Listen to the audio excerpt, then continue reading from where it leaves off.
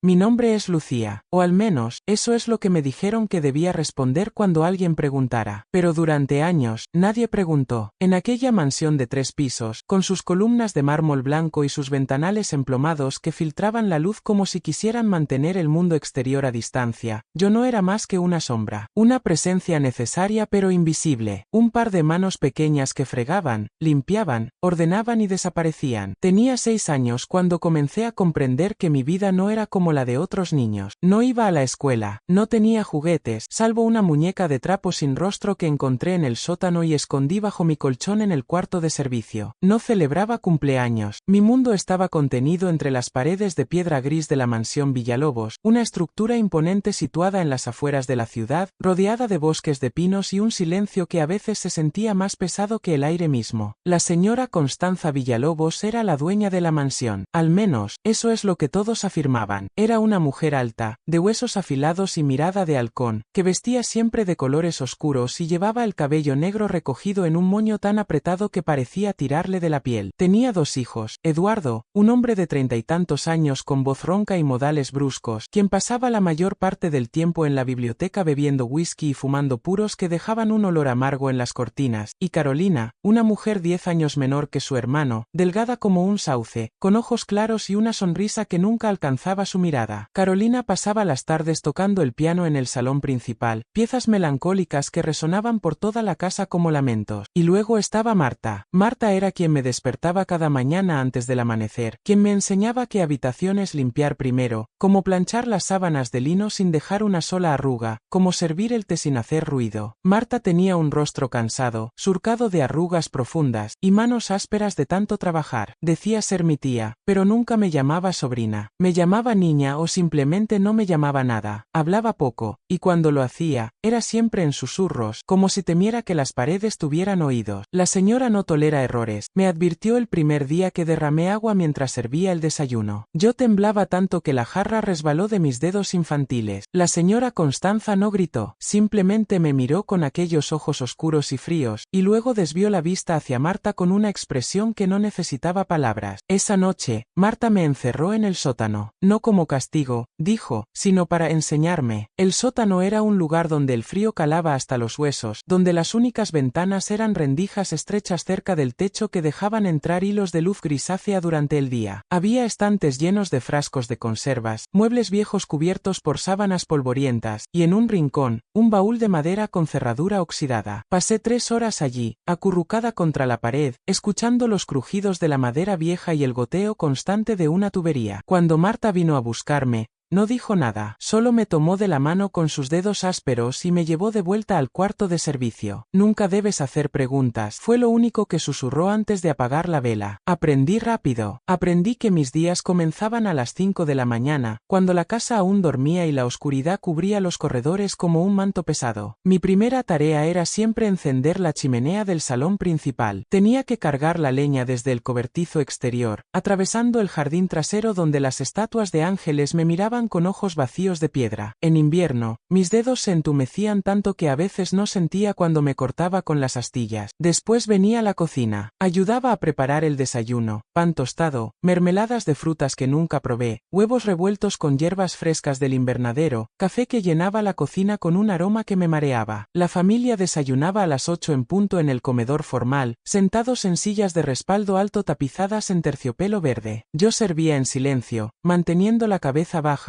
asegurándome de que mis pasos no hicieran ruido sobre el parquet brillante. Eduardo nunca me miraba, Carolina a veces sí, con una expresión extraña que no sabía interpretar. Había algo en sus ojos claros que parecía tristeza, o quizás curiosidad contenida, pero nunca hablaba conmigo. Nadie lo hacía, excepto para dar órdenes. Más café, limpia eso, retírate. Las palabras eran secas, desprovistas de emoción. Yo no era una persona para ellos, era una función, una herramienta. Los días se mezclaban unos con otros en una monotonía agotadora. Después del desayuno, limpiaba las habitaciones de la planta alta. Había 12 dormitorios en total, aunque solo 3 estaban ocupados. Los demás permanecían cerrados, con las puertas de roble oscuro siempre con llave. Nunca entré en esos cuartos prohibidos prohibidos, pero a veces, al pasar frente a ellos, escuchaba sonidos extraños, un crujido, como si alguien caminara dentro, un susurro que podría haber sido el viento colándose por rendijas antiguas, o podría haber sido algo más. La habitación de la señora Constanza era la más grande. Tenía una cama con dosel de cortinas de brocado rojo, un tocador de caoba con espejo de marco dorado, y un armario inmenso lleno de vestidos que olían a naftalina y lavanda. Cada vez que limpiaba allí, sentía que ella me observaba, incluso cuando no estaba. Había retratos en las paredes, hombres de bigotes frondosos y trajes oscuros, mujeres de cuellos altos y expresiones severas. Todos parecían juzgarme con sus ojos pintados. Una tarde, mientras sacudía el polvo del escritorio de la señora, encontré una fotografía enmarcada que no había visto antes. Mostraba a una pareja joven frente a la mansión. El hombre era apuesto, de rasgos finos y sonrisa amable. La mujer a su lado era hermosa, con cabello castaño ondulado y ojos llenos de vida. Entre ellos, sosteniendo las manos de ambos, había una niña pequeña de quizás 4 años. Llevaba un vestido blanco con encaje y una diadema de flores en el pelo. Me quedé mirando esa fotografía más tiempo del que debía. Había algo en la niña que me resultaba extrañamente familiar, aunque no podía explicar por qué. Escuché pasos en el corredor y rápidamente coloqué la fotografía de vuelta en su lugar. La señora Constanza entró un momento después. Me lanzó una mirada penetrante, como si supiera exactamente qué había estado haciendo. Termina y vete, ordenó con voz helada. Salí de la habitación con el corazón golpeándome el pecho. Las noches eran lo peor. Después de servir la cena y limpiar la cocina, finalmente podía retirarme al cuarto de servicio. Era una habitación minúscula en la planta baja, cerca de la entrada trasera. Tenía una cama estrecha con un colchón delgado, una manta áspera que apenas daba calor, y una ventana pequeña que daba al jardín. No había calefacción. En invierno, mi aliento se convertía en vapor y mis pies se entumecían incluso bajo las sábanas. Pero lo que más me aterraba no era el frío, eran los sonidos. La mansión cobraba vida por las noches. Los pisos de madera crujían como si alguien caminara por los pasillos. Las tuberías gemían y silbaban. A veces escuchaba voces amortiguadas provenientes del piso superior, conversaciones en tonos bajos que no podía descifrar. Y ocasionalmente, muy ocasionalmente, escuchaba algo más, un llanto suave, casi imperceptible, que parecía venir de algún lugar profundo dentro de la casa. La primera vez que lo escuché tenía 7 años. Me incorporé en la cama, con todos los sentidos alerta. El llanto era de una mujer, estaba segura. Sonaba desesperado, roto, como si proviniera de alguien que había perdido toda esperanza. Me cubrí la cabeza con la manta y cerré los ojos con fuerza, susurrando las únicas palabras que conocía de consuelo, un fragmento de canción de cuna que Marta a veces tarareaba mientras trabajaba. A la mañana siguiente, me atreví a preguntarle sobre los sonidos nocturnos. Son las tuberías viejas, respondió sin mirarme, amasando pan con movimientos mecánicos. Esta casa tiene más de 100 años, hace ruidos, no es nada, pero yo sabía que mentía. Lo veía en la tensión de sus hombros, en cómo evitaba mi mirada. Los años pasaron lentamente, cada uno idéntico al anterior. Cumplí 8, 9, 10 años. Mi cuerpo crecía, pero mi vida permanecía igual. Mientras otros niños jugaban en parques y aprendían a leer en escuelas, yo fregaba suelos y pulía plata. Mis manos se volvieron ásperas y agrietadas. Mi espalda comenzó a dolerme de cargar cubetas pesadas y sacos de carbón. No tenía amigas, no tenía a nadie. Marta era mi única compañía, pero ella no era cariñosa. Era práctica, eficiente, distante. A veces la sorprendía mirándome con una expresión extraña, casi culpable, pero el momento pasaba tan rápido que pensaba haberlo imaginado. La única persona en la mansión que alguna vez mostró algo parecido a amabilidad hacia mí fue el señor Augusto, el abogado de la familia. Visitaba la mansión una vez al mes, siempre vestido con trajes impecables y cargando un maletín de cuero gastado. Era un hombre mayor, de cabello blanco y gafas redondas, con una voz suave y pausada. Una vez me encontró llorando en el jardín después de que Eduardo me gritara por romper accidentalmente una copa de cristal. ¿Estás bien, pequeña?, preguntó, agachándose para quedar a mi altura. Asentí rápidamente, secándome las lágrimas con el dorso de la mano sucia. ¿Cómo te llamas?, preguntó. Lucía, susurré. Algo cruzó por su rostro. Sorpresa, tal vez, o reconocimiento. Abrió la boca como para decir algo más, pero en ese momento apareció la señora Constanza. Augusto, te están esperando en la biblioteca, dijo con tono seco, lanzándome una mirada de advertencia. El abogado se enderezó, ajustándose las gafas. Por supuesto,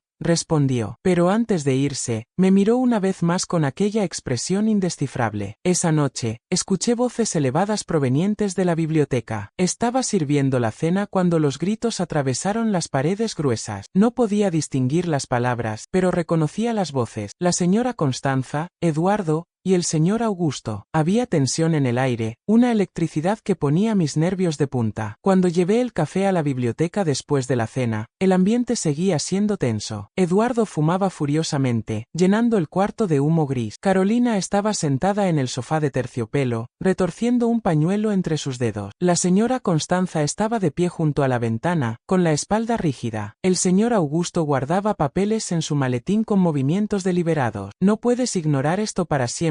Constanza, dijo el abogado con voz firme. Ella tiene derecho a saber. No hables de derechos en mi presencia, respondió la señora sin volverse. Esta casa es mía. Todo lo que hay en ella es mío. Las leyes no opinan igual, replicó el señor Augusto. Dejé la bandeja sobre la mesa con manos temblorosas y salí antes de que pudieran notarme. Pero aquellas palabras se quedaron grabadas en mi mente. Ella tiene derecho a saber. ¿Quién? ¿Saber qué? Cumplí 11 años en un día de noviembre particularmente frío. Nadie lo mencionó, por supuesto. Ni siquiera yo estaba segura de la fecha exacta, pero Marta me había dicho una vez, casi por accidente, que había nacido el día que cayó la primera nevada. Ese año, la nieve llegó el 12 de noviembre. Me desperté antes del amanecer como siempre, pero algo era diferente. Un silencio inusual envolvía la mansión. Normalmente escuchaba a Marta moviéndose en la cocina a esa hora, pero todo estaba quieto. Me vestí rápidamente con mi uniforme gris desgastado y salí del cuarto de servicio. La cocina estaba vacía, la estufa fría, ninguna preparación para el desayuno había comenzado. Un miedo frío me recorrió la columna. ¿Dónde estaba Marta? Subí las escaleras hacia los cuartos de servicio en el segundo piso, donde Marta tenía su habitación. Toqué suavemente su puerta. No hubo respuesta. Giré el picaporte y entré. Marta estaba en la cama, pero algo estaba terriblemente mal. Su rostro estaba pálido como la cera, sus labios azulados. Respiraba, pero eran respiraciones poco profundas y trabajosas. Me acerqué, con el corazón desbocado. «Marta», susurré, tocando su hombro. Sus ojos se abrieron lentamente, vidriosos por la fiebre. «Niña», murmuró con voz ronca. «Ve, busca». No terminó la frase. Sus ojos se cerraron de nuevo. Corrí escaleras abajo, sin importarme el ruido. Golpeé la puerta de la habitación de la señora Constanza con todas mis fuerzas. «Señora, señora, por favor, Marta está enferma». La puerta se abrió bruscamente. La señora Constanza estaba en su bata de seda, con el cabello suelto por primera vez que yo recordara. Me miró con irritación. «¿Qué significa este escándalo? Marta, no puede levantarse, creo que está muy enferma». La señora frunció el ceño y me apartó para dirigirse al cuarto de Marta. Yo la seguí a distancia. Cuando vio a Marta, su expresión se endureció aún más. «Neumonía, probablemente», dijo con voz clínica, sin emoción. «Eduardo, llama al médico», ordenó a su hijo, que había aparecido en el pasillo con aspecto somnoliento. El doctor llegó 2 horas después. Marta fue trasladada al hospital del pueblo. Durante 2 semanas, la mansión funcionó sin ella, lo que significaba que todas sus tareas cayeron sobre mis hombros de 11 años. Trabajaba desde antes del amanecer hasta pasada la medianoche, durmiendo apenas 4 horas por noche. Mis manos sangraban de tanto fregar. Mi espalda gritaba de dolor, pero no me atrevía a quejarme. Una noche, después de servir una cena particularmente elaborada para unos invitados de Eduardo, colapsé en la cocina. Simplemente mis piernas dejaron de sostenerme y caí sobre las baldosas frías. Estaba tan exhausta que no podía moverme. Cerré los ojos, deseando que el mundo se detuviera por un momento. Fue Carolina quien me encontró. Escuché el susurro de su vestido antes de sentir su mano en mi hombro. «Dios mío, eres apenas una niña», murmuró. Me ayudó a levantarme y me llevó al cuarto de servicio, algo que ningún miembro de la familia había hecho jamás. Me hizo acostar en la cama y me cubrió con la manta. «Descansa», dijo suavemente. «Yo le diré a madre que estás enferma». «No, no puedo». «El trabajo», protesté débilmente. «El trabajo puede esperar», respondió con firmeza inusual en ella. Se sentó en el borde de la cama y me miró con aquellos ojos claros llenos de algo que parecía pena. «¿Alguna vez te preguntaste por qué estás aquí?», dijo de repente. La pregunta me tomó desprevenida. Mi corazón comenzó a latir más rápido. Marta dijo, que soy su sobrina. Carolina soltó una risa amarga. Marta no tiene hermanos. Nunca los tuvo. El mundo pareció inclinarse. Me incorporé a pesar del agotamiento pensamiento. ¿Qué? Carolina miró hacia la puerta, como asegurándose de que nadie escuchaba. No debería decirte esto. Madre me mataría si supiera. Pero mereces saberlo, especialmente después de todo lo que has sufrido. Se inclinó más cerca, bajando la voz a un susurro apenas audible. Tu madre murió hace 11 años. En esta casa, el día que naciste, sentí como si me hubieran golpeado en el pecho. No podía respirar. ¿Mi madre? Carolina asintió lentamente. Se llamaba Isabel. Era joven, hermosa, y estaba casada con mi primo, Alejandro Villalobos. Él era el verdadero heredero de esta mansión, no mi madre. Pero Alejandro murió en un accidente de auto cuando Isabel estaba embarazada de 7 meses. La tragedia la destruyó. Cayó en una depresión profunda. 2 meses después, tú naciste, y ella murió en el parto. Complicaciones, dijeron los médicos. Lágrimas rodaban por mis mejillas sin que pudiera detenerlas. Entonces,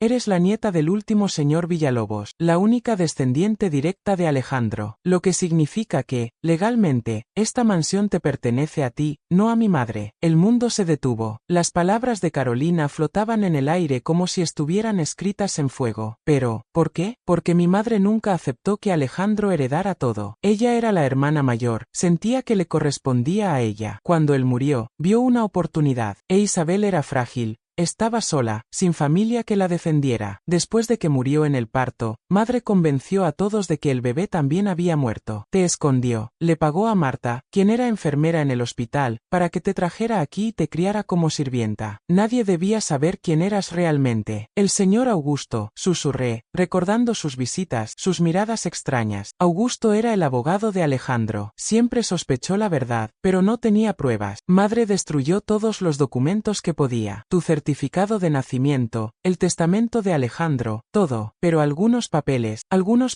ella no pudo encontrar. ¿Dónde están? Pregunté con urgencia. Carolina miró hacia la ventana, donde los primeros rayos del amanecer comenzaban a teñir el cielo de rosa pálido. En algún lugar de la mansión. Isabel los escondió antes de morir, según escuché, pero nadie sabe dónde. Se levantó, alisándose el vestido. Tengo que irme antes de que me encuentren aquí. Pero Lucía, tu verdadero nombre es Lucía Isabel Villalobos, y eres la dueña de todo lo que ves. No lo olvides nunca. Salió de la habitación, dejándome sola con una verdad que cambiaba todo. Los días siguientes fueron un torbellino de emociones y pensamientos. Cada vez que veía a la señora Constanza, sentía una mezcla de rabia y miedo. Cada vez que limpiaba una habitación, me preguntaba si allí se escondían los documentos que probarían mi identidad. Cada noche, acostada en mi cama estrecha, repetía mi nombre verdadero como un mantra: Lucía Isabel Villalobos. Marta regresó del hospital 2 semanas después, débil pero viva. La recibí con sentimientos encontrados. ¿Cómo podía mirarla igual sabiendo que había sido parte de la mentira que había robado mi vida? Pero cuando nuestros ojos se encontraron, vi algo nuevo en ella: culpa, profunda, corrosiva culpa. Esa noche, después de que la casa se durmiera, Marta vino a mi cuarto. Se sentó en la cama a mi lado, algo que nunca había hecho antes. Sé que Carolina te habló, dijo sin preámbulos. No negué nada. Necesitas entender, continuó con voz temblorosa, que yo no tenía opción. La señora Constanza, ella tiene poder, conexiones, me amenazó. Dijo que si no hacía lo que pedía, me destruiría. Y yo era joven, asustada, necesitaba el dinero. Me convertiste en esclava, dije con voz fría que no reconocí como mía. Marta se encogió como si le hubiera dado una bofetada. Lo sé, y lo lamento. Cada día de estos 11 años lo he lamentado. Te he visto crecer en esta prisión y he odiado cada segundo. Pero no sabía cómo salir de esto. Si hubiera hablado, ella nos habría destruido a ambas. ¿Dónde están los documentos? Pregunté directamente. Marta vaciló. No lo sé con certeza, pero Isabel, tu madre, la vi una vez, días antes de que nacieras. Estaba en la habitación del 3er piso, la que ahora está cerrada con llave. Lloraba mientras sostenía un sobre amarillo. Le pregunté qué hacía y me dijo que estaba guardando el futuro de su bebé. No entendí entonces qué significaba. El 3er piso. Había escaleras que subían al 3er piso, pero siempre estaban bloqueadas por una puerta de roble macizo que permanecía cerrada con llave. Nunca había estado allí arriba. ¿Quién tiene la llave? La señora Constanza.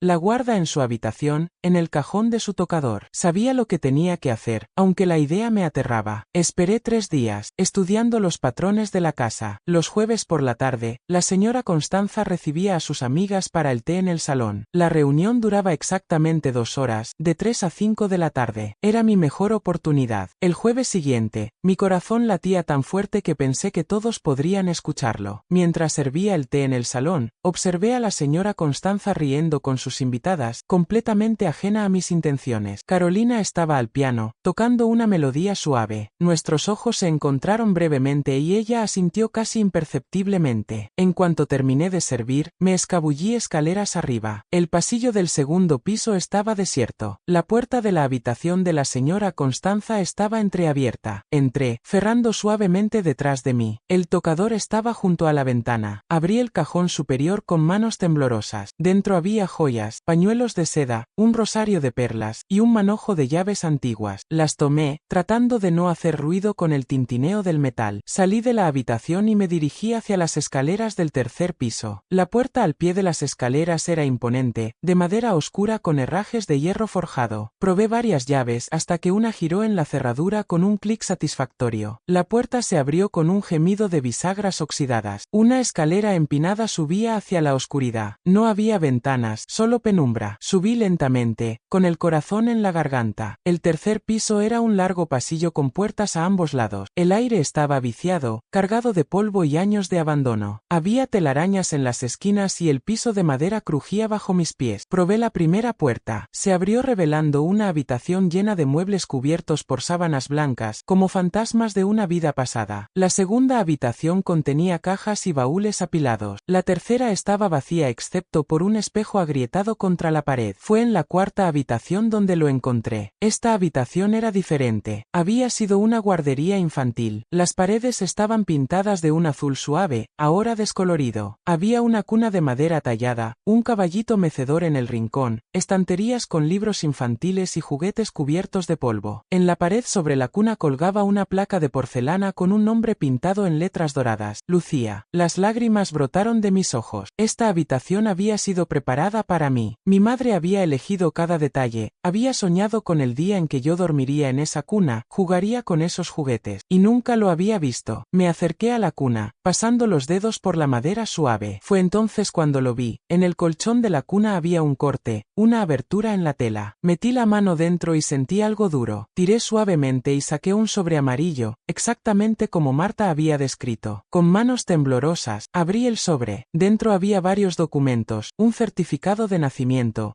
Lucía, Isabel Villalobos, hija de Alejandro Villalobos e Isabel Montero de Villalobos, una copia del testamento de mi padre, dejo todos mis bienes y propiedades, incluyendo la mansión Villalobos y todas las tierras asociadas, a mi esposa Isabel Montero de Villalobos, y en caso de su muerte, a nuestro hijo o hija aún no nacido /diagonal, y una carta escrita en una caligrafía delicada y temblorosa. Mi querida Lucía, si estás leyendo esto, significa que he fracasado en mi promesa de criarte, de verte crecer, de amarte cada día de tu vida. El dolor de esta verdad es más de lo que puedo soportar. Quiero que sepas que fuiste concebida en el amor más puro. Tu padre, Alejandro, fue el hombre más noble que conocí. Su muerte me destrozó, pero tú, mi pequeña, fuiste la luz que mantenía mi corazón latiendo. Sentir tus patadas dentro de mí, saber que pronto te tendría en mis brazos, era lo único que me daba fuerzas para seguir. Pero sé que Constanza conspira contra nosotras. He visto la codicia en sus ojos, he escuchado sus conversaciones susurradas con abogados sin escrúpulos. Ella quiere esta casa, ella quiere despojarte de tu herencia. Por eso escondo estos documentos. Son tu escudo, tu espada, tu verdad. Cuando seas mayor, cuando seas lo suficientemente fuerte, encuéntralos. Lucha por lo que es tuyo. No dejes que ella te robe tu vida. Sé que no estaré ahí para guiarte. Siento la oscuridad acercándose. Pero quiero que sepas que tu madre te amó con cada fibra de su ser. Eres mi tesoro, mi esperanza, mi todo. Lucha, mi Lucía. Lucha con toda tu alma. Y perdóname por no haber sido más fuerte. Con todo mi amor eterno, mamá. Caí de rodillas, abrazando la carta contra mi pecho mientras sollozaba. Años de dolor, confusión, soledad. Todo salió en un torrente de lágrimas. Mi madre me había amado, había peleado por mí incluso en su momento más oscuro, y yo había vivido 11 años sin saber que existió. No sé cuánto tiempo pasé allí, llorando en esa guardería abandonada, pero eventualmente, las lágrimas se secaron y en su lugar quedó algo nuevo: determinación, furia, poder. Me puse de pie, guardando cuidadosamente los documentos en el sobre. Estas palabras, estos papeles, eran mi reivindicación, mi derecho de nacimiento. Bajé las escaleras del tercer piso con paso firme. Ya no era la niña asustada que fregaba pisos y servía té en silencio. Era Lucía Isabel Villalobos, heredera legítima de la mansión. Esa noche, no regresé a mi cuarto de servicio. En lugar de eso, esperé en la biblioteca con los documentos extendidos sobre el escritorio de roble. Había encendido todas las lámparas, llenando el cuarto de una luz dorada y desafiante. Sabía que la señora Constanza vendría. Había notado las llaves faltantes, había visto la puerta del tercer piso abierta. Vendría, y yo estaría esperando. No tuve que esperar mucho. La puerta se abrió violentamente y entró la señora Constanza como una tormenta, con Eduardo pisándole los talones. Sus ojos se posaron en mí, luego en los documentos sobre el escritorio, y su rostro palideció. ¿Qué crees que estás haciendo? Siseó, reclamando lo que es mío. Respondí con voz que no temblaba, sorprendiéndome a mí misma. Eduardo avanzó amenazadoramente. Pequeña insolente, ¿cómo te atreves? Silencio. La voz surgió de mí con una fuerza que no sabía que poseía. No soy una sirvienta. Nunca lo fui. Soy Lucía Isabel Villalobos, hija de Alejandro Villalobos y única heredera legítima de esta mansión y todas sus propiedades. Tomé el certificado de nacimiento y lo sostuve en alto. Aquí está la prueba. Mi nombre, mis padres, la fecha de mi nacimiento. Y aquí, tomé el testamento. Está el testamento de mi padre, dejándome todo. La señora Constanza recuperó la compostura, aunque sus manos temblaban ligeramente. Esos documentos no valen nada. Son falsificaciones. Puedo destruirlos en segundos y nadie sabrá que existieron. Excepto que no son los únicos, dije, permitiéndome una pequeña sonrisa. Esta tarde, antes de venir aquí, hice copias. Le di una a Carolina para que las guardara en un lugar seguro, y envié otra al señor Augusto. Él llegará mañana para verificar su autenticidad. Era mentira, pero ellos no lo sabían. Vi el pánico cruzar los rostros de la señora Constanza y Eduardo. Además, continué, llamé a la policía. Les informé sobre mi secuestro, mi identidad oculta, 11 años de trabajo infantil forzado. Vendrán a investigar. Eso tampoco era cierto, pero la semilla de duda estaba plantada. La señora Constanza se dejó caer en una silla, envejeciendo 10 años en un instante. No puedes demostrar nada, murmuró, pero su voz había perdido convicción. Puedo demostrarlo todo. Hay personas que saben la verdad. Marta testificará. Carolina también. Y el señor Augusto siempre sospechó. Con estos documentos, la verdad saldrá a la luz. Puedes pelear si quieres, pero perderás. Y perderás no solo la mansión, sino tu libertad. Lo que me hiciste es un delito. Múltiples delitos. Un silencio denso llenó la biblioteca. Eduardo miraba a su madre, esperando instrucciones. Carolina apareció en la puerta, con expresión nerviosa pero decidida. Tienes razón, madre, dijo suavemente. Esto terminará en escándalo público. Irás a prisión. Todos lo haremos como cómplices. La señora Constanza cerró los ojos. Cuando los abrió de nuevo, toda la furia había sido reemplazada por algo más oscuro. Derrota. ¿Qué quieres? Preguntó con voz hueca. Quiero lo que me pertenece, respondí con firmeza. Esta mansión, las tierras, la herencia completa de mi padre. Quiero mi nombre restaurado. Quiero que el mundo sepa quién soy. ¿Y nosotros? Preguntó Eduardo con voz tensa. ¿Qué será de nosotros? Los miré a todos. La mujer que me había robado mi infancia, el hombre que me había ignorado como si fuera menos que humana, incluso Carolina, quien había sido cómplice por omisión durante años. Tendrán un mes para abandonar la mansión, dije. Les permitiré llevarse sus pertenencias personales. No los denunciaré a la policía, a pesar de que merecen pagar por sus crímenes. Pero si alguna vez intentan contactarme, si alguna vez cuestionan mi derecho, revelaré todo. Y entonces, la justicia será mucho menos misericordiosa que yo. El señor Augusto llegó a la mañana siguiente, tal como dije que haría, aunque en realidad no lo había contactado hasta esa misma mañana. Cuando le mostré los documentos, sus ojos se llenaron de lágrimas. Sabía que estabas viva, susurró. Todos estos años, sabía que Constanza mentía, pero no podía probarlo. Tu madre fue muy lista al esconder estos papeles. Los procedimientos legales tomaron 3 semanas. El señor Augusto trabajó incansablemente, presentando los documentos ante las autoridades, verificando verificando su autenticidad, navegando los laberintos burocráticos. Hubo artículos en los periódicos locales. Heredera perdida recupera su mansión después de 11 años en cautiverio. La historia captó la atención nacional. Vinieron periodistas, trabajadores sociales, la policía. Hice declaraciones, respondí preguntas. Revivir cada humillación, cada miedo, cada noche llorando en la oscuridad fue doloroso, pero necesario. La verdad tenía que salir a la luz. La señora Constanza, Eduardo y Carolina se mudaron a una casa en la ciudad, lejos de aquí. No volví a verlos después del día que firmaron la transferencia de propiedad. Marta se quedó, si yo lo permitía. No tengo derecho a pedirte nada, dijo con voz quebrada, pero si me dejaras quedarme, no como tu empleada, sino como alguien que cuida de ti, trataría de compensar aunque sea una fracción del daño que causé. La miré durante un largo momento. Parte de mí quería rechazarla, castigarla por su complicidad, pero otra parte, la parte que había vivido 11 años sin amor ni familia, entendía que ella también había sido víctima, aunque de una manera diferente. Puedes quedarte, dije finalmente, pero como mi tutora legal hasta que cumpla 18, y como alguien que me ayudará a aprender sobre el mundo que me fue negado. Tengo 11 años de educación que recuperar. Marta asintió, con lágrimas rodando por sus mejillas. Te lo prometo, serás la joven más educada, más preparada. Te ayudaré a reclamar cada día que te robaron. Y cumplió su palabra. Contraté tutores privados que venían a la mansión. Aprendí a leer y escribir correctamente, aunque ya había aprendido lo básico en secreto durante años observando. Estudié matemáticas, historia, literatura, ciencias. Devoré libros como si fueran agua en el desierto. Mi mente, hambrienta después de años de privación, absorbía conocimiento con una voracidad que asombraba a mis profesores. Pero más importante que el conocimiento académico fue el viaje de redescubrimiento personal. Caminé por cada habitación de la mansión, ya no como sirvienta sino como dueña. Abrí todas las puertas cerradas, exploré cada rincón, y en ese proceso, comencé a conocer a mis padres a través de los objetos que dejaron atrás. En el estudio de mi padre encontré sus diarios. Era un hombre reflexivo, amable, que escribía sobre sus esperanzas para el futuro, su amor por mi madre, su emoción ante mi llegada inminente. Leí cada palabra, llorando y sonriendo al mismo tiempo. En el dormitorio que había sido de mi madre encontré su ropa, sus perfumes, sus joyas. Me probé sus vestidos, demasiado grandes aún, pero algún día me quedarían. Me puse su perfume, un aroma floral que me hizo sentir cerca de ella por primera vez. Y en la guardería del tercer piso, que limpié y restauré personalmente, pasé horas sentada en el caballito mecedor, leyendo los libros infantiles que ella había elegido para mí, imaginando cómo habría sido mi vida si ella hubiera vivido. El dolor de lo perdido nunca desapareció completamente. Las cicatrices de esos 11 años permanecieron, algunas visibles en mis manos ásperas, otras invisibles en mi corazón. Había noches en que despertaba gritando, reviviendo castigos en el sótano o el frío punzante del cuarto de servicio. Pero con el tiempo, el dolor se transformó en algo más: fortaleza, sabiduría, compasión. Había sobrevivido a algo que habría destruido a muchos, y esa supervivencia me hizo más fuerte de lo que nunca hubiera imaginado. 3 años después de recuperar mi herencia, en mi 14º cumpleaños, organicé una fiesta en la mansión. No fue una celebración ostentosa, sino una reunión íntima con las personas que habían entrado en mi vida, mis tutores, algunos niños del pueblo con quienes había comenzado a hacer amistad, el señor Augusto, Marta. Esa noche, de pie en el balcón del segundo piso mirando los jardines iluminados por luces de colores, Carolina apareció a mi lado. La había invitado, para sorpresa de todos. Ella llegó tímidamente, insegura de su recepción. Gracias por permitirme venir, dijo suavemente. No merecía la invitación. Todos merecemos una segunda oportunidad, respondí. Tú me dijiste la verdad cuando no tenías que hacerlo. Eso cuenta. Permanecimos en silencio, mirando la fiesta abajo. Tu madre era mi mejor amiga, dijo Carolina de repente. Isabel y yo éramos como hermanas. Cuando murió, yo me quebré, y en mi cobardía, dejé que mi madre hiciera lo imperdonable. Cada día de estos años he cargado esa culpa. Lo sé, dije, pero la culpa solo sirve si nos hace mejores personas. Carolina asintió, con lágrimas brillando en sus ojos. Eres extraordinaria, Lucía, tienes la bondad de tu madre y la fuerza de tu padre. Ellos estarían tan orgullosos de la mujer en que te estás convirtiendo. Sus palabras me llenaron de una calidez que compensaba años de frío. Hoy tengo 18 años. La mansión Villalobos ha sido completamente restaurada, cada habitación brillando con nueva vida mientras honra su historia. He convertido varias habitaciones en refugio para niños en situaciones vulnerables, ofreciendo lo que me fue negado: seguridad, educación, amor. El cuarto de servicio donde pasé 11 años lo he transformado en un museo personal, manteniendo intacta la cama estrecha, la ventana pequeña, las paredes desnudas. Es mi recordatorio de dónde vine, de lo que sobreviví, de por qué cada día es precioso. Marta sigue viviendo aquí, no como sirvienta ni tutora, sino como algo parecido a una abuela. Nuestra relación es compleja, llena de heridas que nunca sanarán completamente, pero también de un afecto extraño que creció de las cenizas del pasado. Ella es la única conexión viva con mi madre, la única que estuvo presente el día que nací y los días que siguieron. Carolina me visita frecuentemente. Ha encontrado su propia redención trabajando en organizaciones de derechos infantiles, usando su experiencia con mi historia para asegurarse de que ningún otro niño sufra lo que yo sufrí. La señora Constanza murió el año pasado. No fui a su funeral. Eduardo vive en el extranjero. A veces recibo noticias de él a través del señor Augusto, pero nunca ha intentado contactarme directamente. Creo que le aterroriza enfrentarme. Y yo